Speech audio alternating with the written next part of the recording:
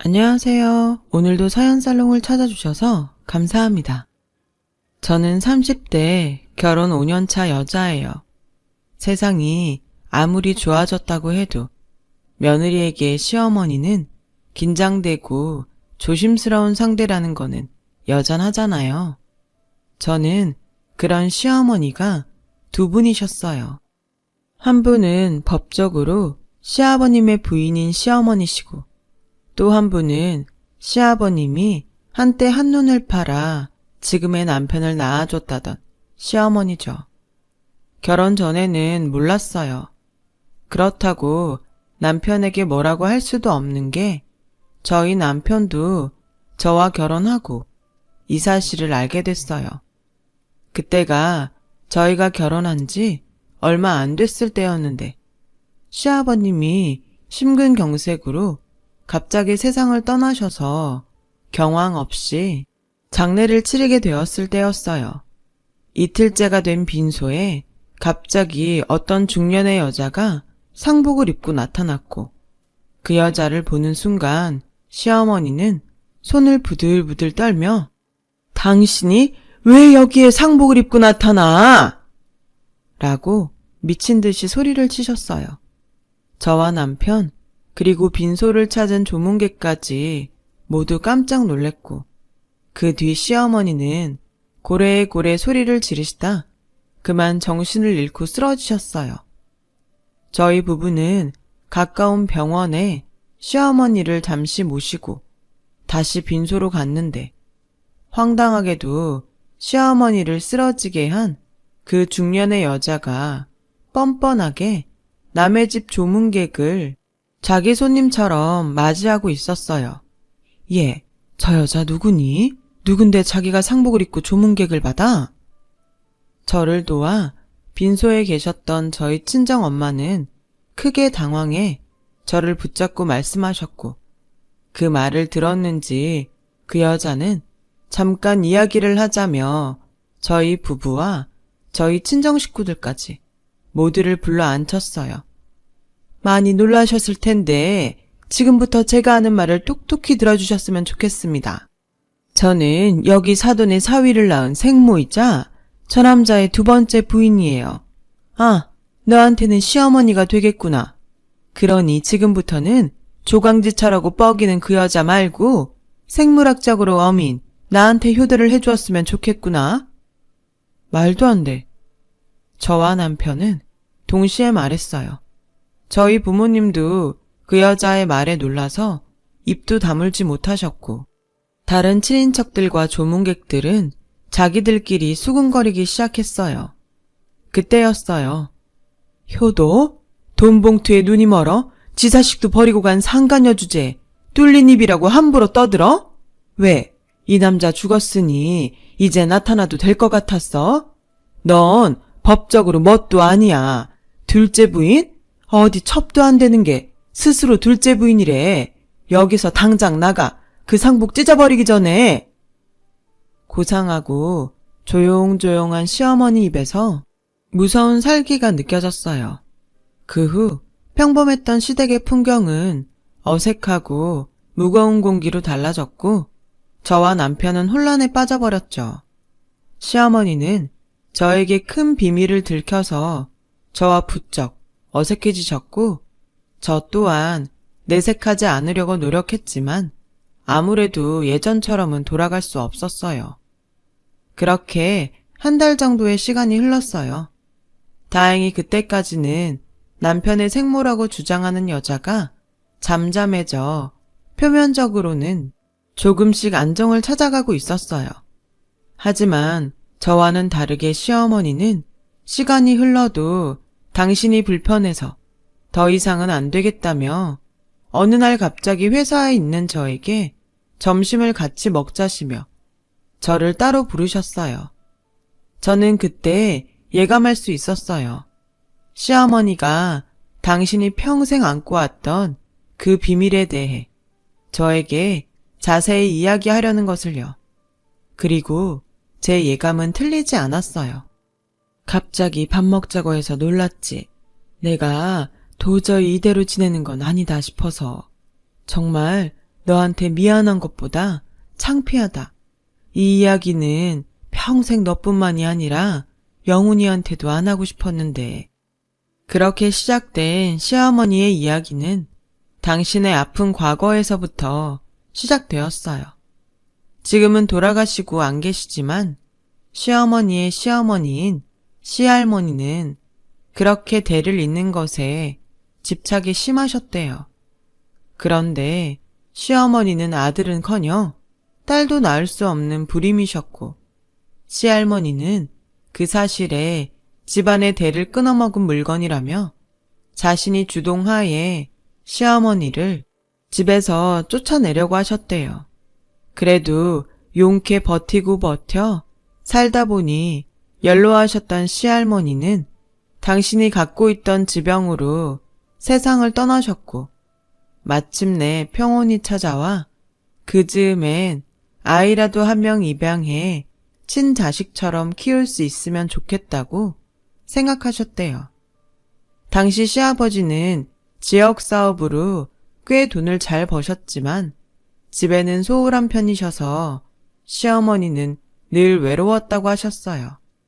하지만 그런 외로움도 잠시, 웬 젊은 여자가 갑자기 갓 태어난 아이를 안고 나타났고 다짜고짜 시어머니에게 이 집 주인은 이 집 핏줄을 낳은 자기라며 시어머니에게 큰 소리로 나가라고 했대요. 네, 그 사람이 안고 있던 갓 태어난 아기가 저의 남편이에요. 시어머니는 황당하고 어이가 없어 시아버님을 불렀고, 소식을 듣고 헐레벌떡 뛰어온 시아버님은 무지막지한 힘으로 당신의 내연녀를 밖으로 내치시며 큰 소리를 치셨대요. 내가 양육비는 줄 테니까 조용히 살라고 했지? 아니, 애도 못 낳는 저 여자가 뭐가 좋아서 조강지처로 데리고 있냐고. 애 호적은 어쩔 건데 기어이 애비 없는 애로 살게 할 거야? 그럼 애만 두고 나가던가. 네가 바라는 게 그런 건 아니잖아. 어떻게든 애 팔아서 뭐라도 뜯어갈 심상 아니야? 사람을 뭘로 보고? 그래, 아니야. 그 순간 시아버지는 미리 챙겨온 돈 봉투를 냅다 던지셨대요. 절대 아니라고 하던 내연녀는 돈 봉투에 저절로 몸이 반응해 액수를 확인했다고 하더라고요. 선택해. 그거 갖고 영원히 나타나지 말던가 아니면 네 애 데리고 네 하고 싶은 대로 계속 하던가. 나야 집사람 데리고 다른 데로 이사가면 그만이야. 시아버지의 단호한 말과 거액의 돈 봉투로 내연녀는 정말 아무런 미련도 없이 그 자리를 떠났대요. 핏줄이 어쩌고 할 땐 언제고 자기 애도 그냥 버려둔 채로요. 시어머니는 밖에서 전부 들리는 두 사람의 대화에 마음이 산산조각 나서 바닥에 털썩 주저앉으셨대요. 그때 절망에 빠진 시어머니 눈에 자기 엄마가 자기를 버리고 간 줄도 모르고 방긋방긋 웃으며 베넷짓을 하는 어린 남편이 보였고, 그 순간 그래, 남의 애도 데려다 키우려고 했는데 이 집 핏줄이면 내가 못 키울 것도 없지. 그렇게 시어머니는 아기인 남편을 당신 손으로 키우기로 하셨대요. 그리고 아이를 안아든 순간 그 느낌과 그 기분은 정말 자신의 아이를 안은 기분이었다고 하셨어요. 그때 상황을 모두 수습했다고 여기는 시아버지가 집 안으로 들어오셨고, 아이를 안고 있는 시어머니에게 당당하게 그 아이 이리 줘. 또 애 핑계 대고 나타나서 소란 일으킬 거 아니야. 아니면 당신이 어디 영화원이라도 데려다 주던가. 라고 말씀하셨대요. 평소에도 사람이 참 인간적인 정이 없다고 생각했는데 내연녀의 출연도 화가 나지만 뻔뻔한 시아버지의 태도에 시어머니는 없던 정도 뚝 떨어져 그동안 버티고 살았지만 이제는 헤어지고 싶다는 마음까지 들었답니다. 하지만 자신의 위험을 감지했는지 애기인 남편이 그 자그마한 손으로 시어머니의 옷자락을 꼭 잡았고, 시어머니는 그때가 자신과 남편이 진짜 모자지간으로 맺어진 순간이라고 하셨어요. 시어머니는 아이를 안고 결혼하고 처음으로 뻔뻔하기 그지없는 당신의 남편에게 이렇게 말씀하셨대요. 이 아이가 무슨 죄예요? 잘못은 당신이랑 그 여자가 해놓고 어쩜 뻔뻔하게 나한테 사과 한마디가 없어요? 사과?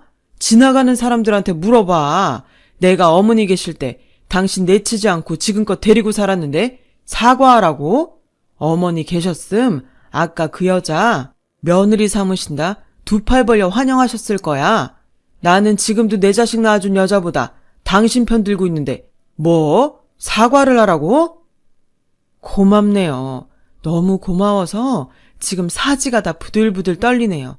이 아이는 내가 키워요. 당신 자식이라서가 아니라 아이는 잘못이 없으니까. 괜히 키웠다가 애 뺏었다는 소리 들어.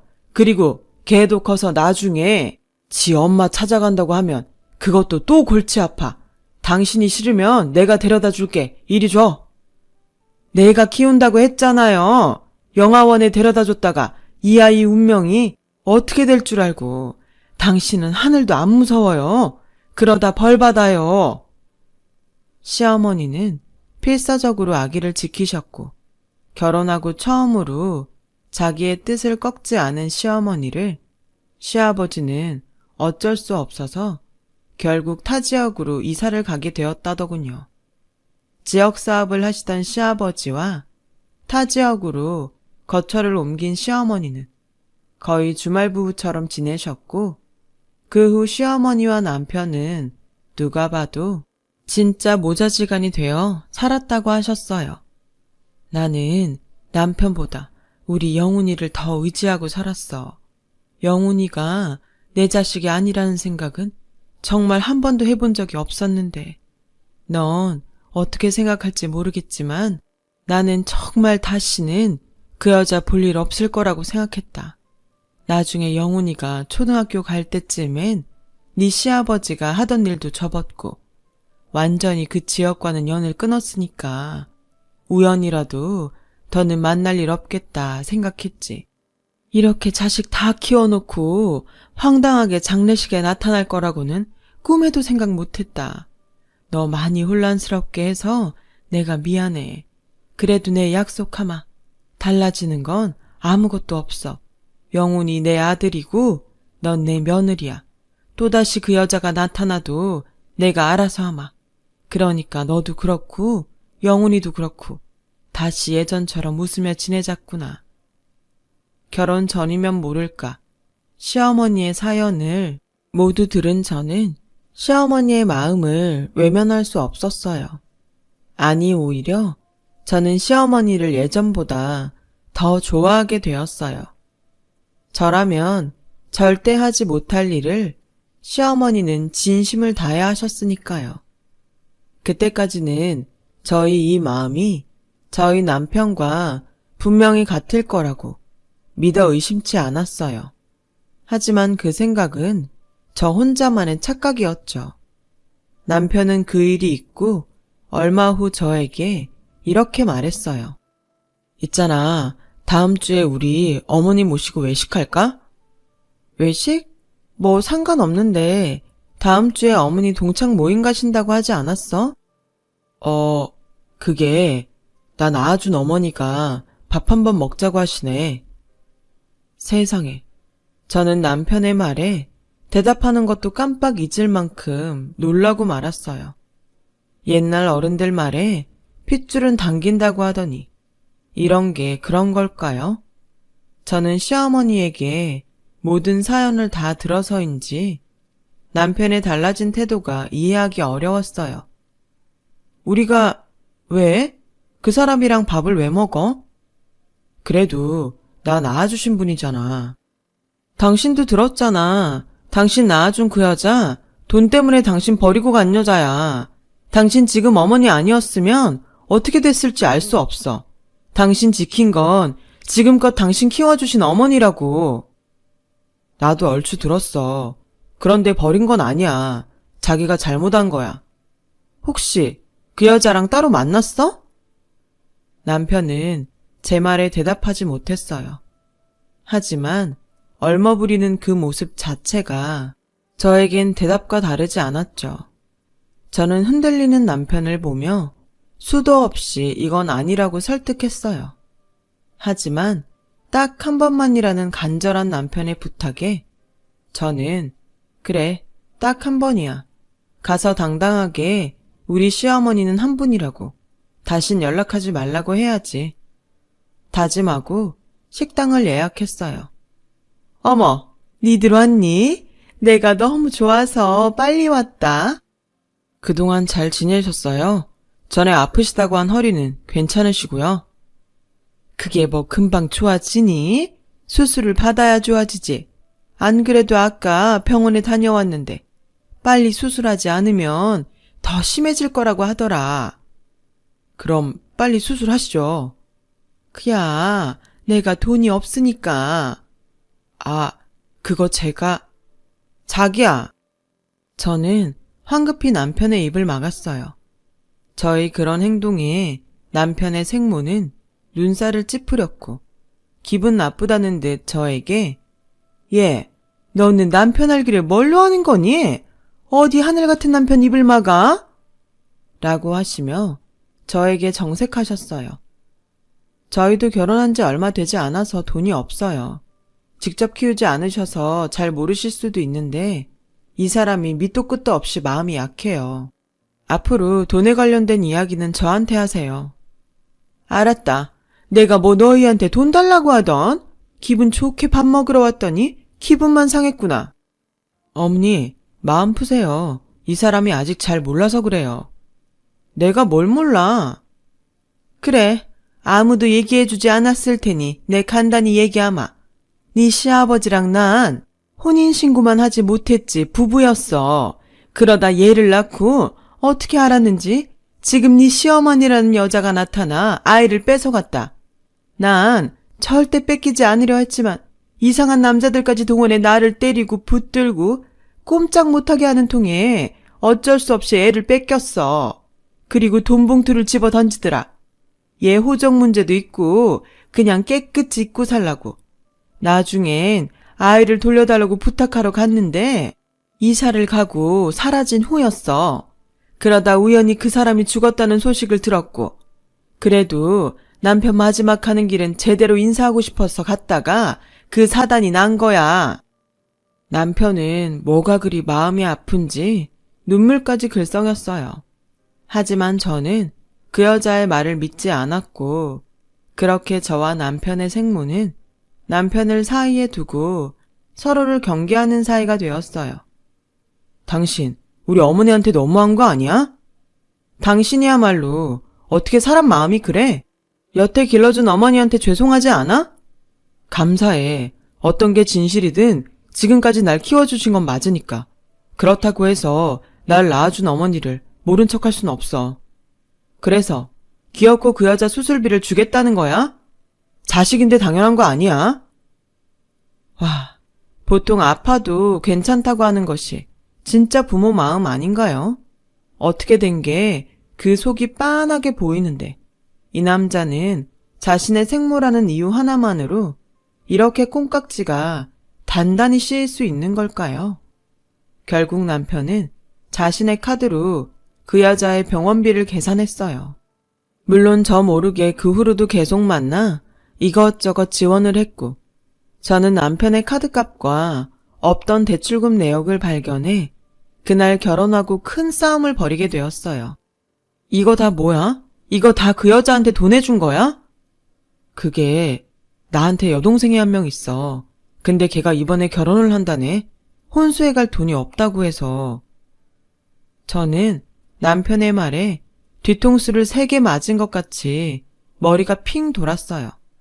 남편은 카드값이며 대출금까지 전부 자기가 알아서 한다고 저에겐 신경 쓰지 말라고 했지만 그게 어떻게 신경을 쓰지 않을 수 있겠어요. 그 후로도 저 몰래 남편은 자신의 생모를 만나는 듯 보였고 빚은 줄지 않고 마이너스 통장까지 만들어 점점 늘어났죠. 저는 저 혼자는 도저히 남편을 막을 수 없을 것 같아 시어머니를 찾아갔어요. 뭐?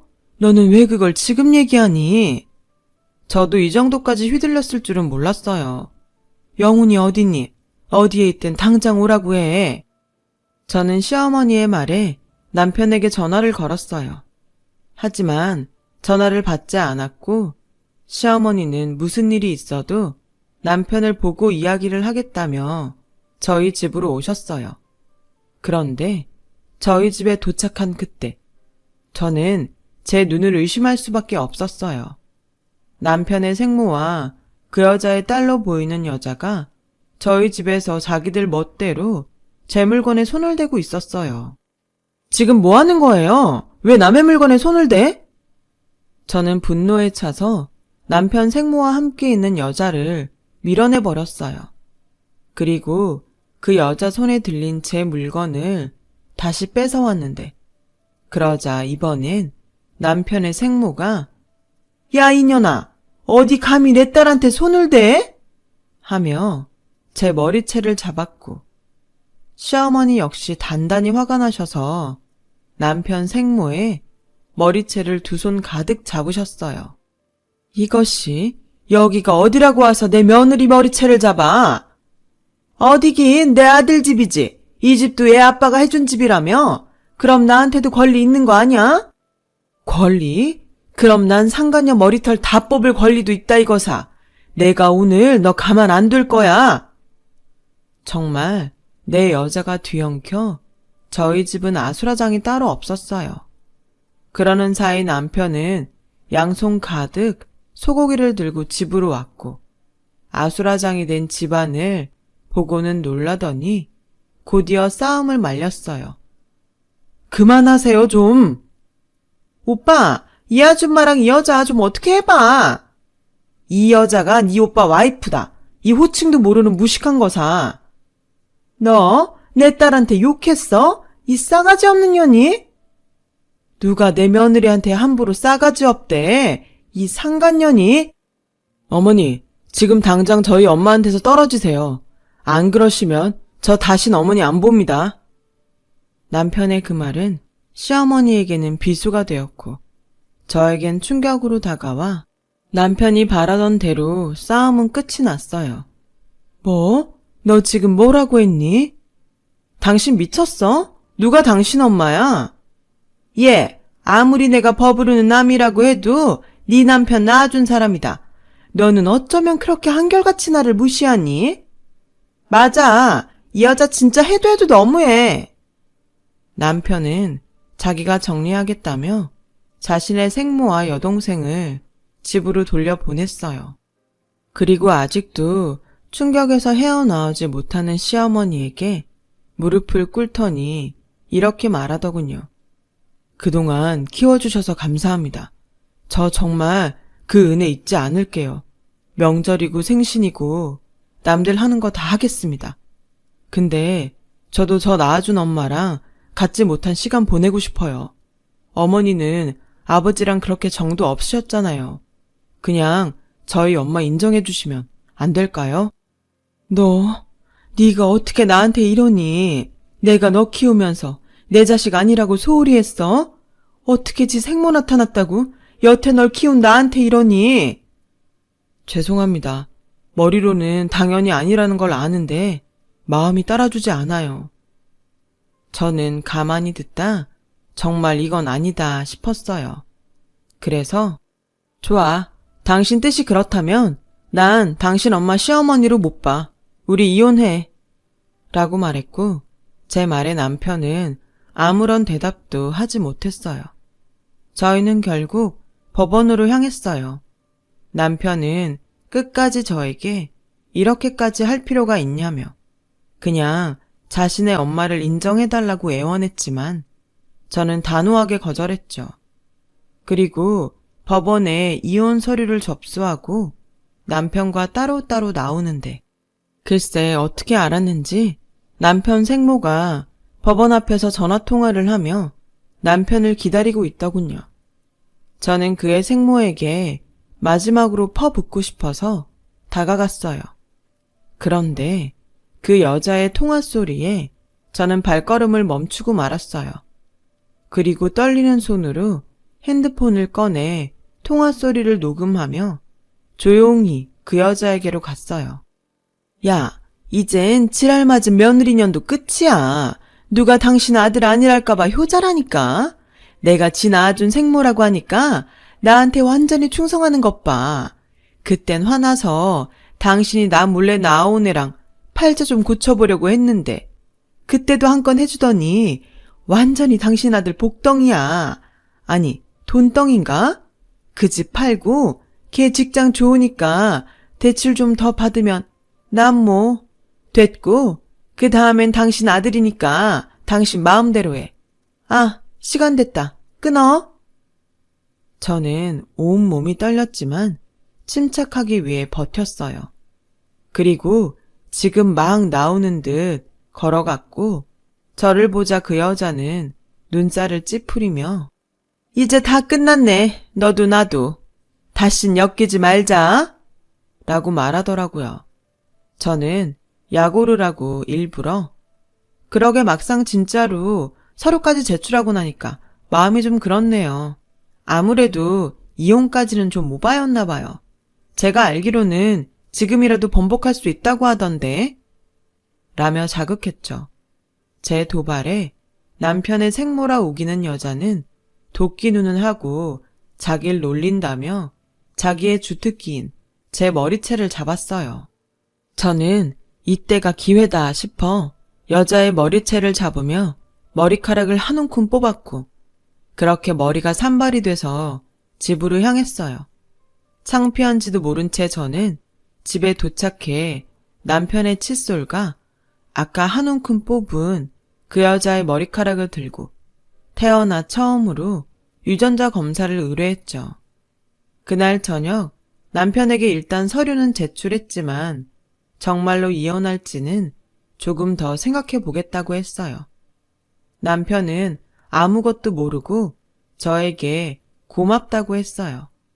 아마도 제가 자기의 뜻을 받아들이기로 했다고 착각한 듯 보였죠. 저는 검사 결과가 나오기까지 시간을 벌기 위해 마음이 좀 풀린 척 연기를 했고 남편에게서 제가 이혼을 보류한다는 남편의 생모는 약이 바짝 올라 회사며 집이며 찾아와 횡포를 부렸어요. 그날은 기다리던 등기가 온다고 해서 집에서 우체국 직원을 기다리고 있는데 남편의 생모라 우기는 여자가 우체국 직원보다 먼저 저희 집에 들이닥쳤어요. 이젠 자기 집처럼 비밀번호를 누르고 집 안으로 들어오는 여자를 보고 어찌나 기가 차던지 여자는 저에게 다짜고짜 소리쳤어요. 너 정말 나 환장하는 거 보고 싶어 그러냐? 내 아들 그만 등쳐먹고 떨어져. 이 거머리 같은 게 당장 이혼하고 나가라고. 등쳐먹은 게 누군데 그래요? 내가 내 마음으로 이혼 안 하겠다는데 뭐가 잘못됐어요? 왜? 제가 있으면 뭐가 방해되고 막 그래요? 뭐? 나 참 기가 막혀서? 난 너 싫다. 며느리로 절대 받아들일 수 없어. 너도 나 CM이로 싫잖아. 우리 서로 기운 빼지 말고 깨끗하게 남남으로 살자니까.